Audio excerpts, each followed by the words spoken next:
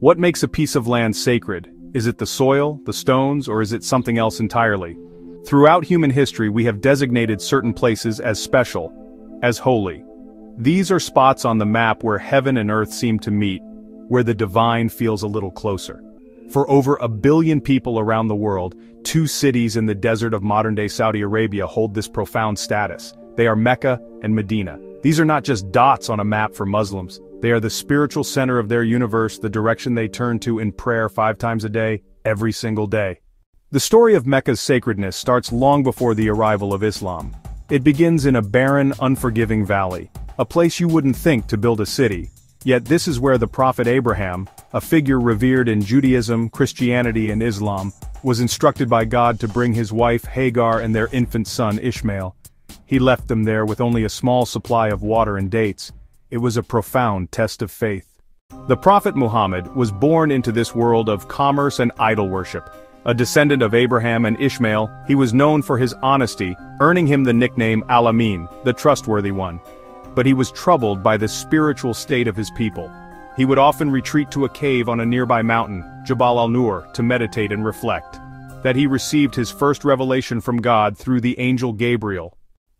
When the prophet Muhammad and his followers arrived in Medina, they were not just refugees seeking shelter. They were visionaries ready to build a new kind of society. The city of Medina became the first capital of the Islamic State. One of the 5 pillars of Islam is the Hajj. It is a sacred pilgrimage to Mecca that every Muslim who is physically and financially able must perform at least once in their lifetime.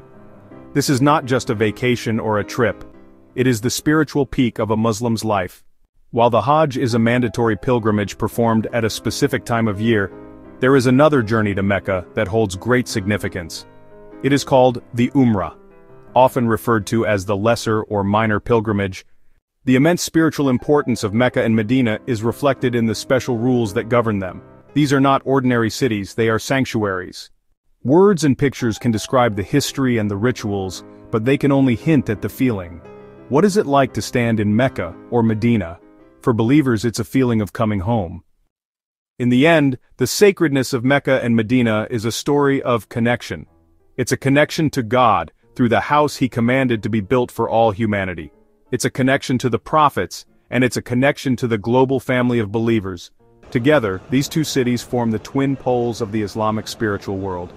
They are and will remain the enduring spiritual homeland for 1/4 of humanity.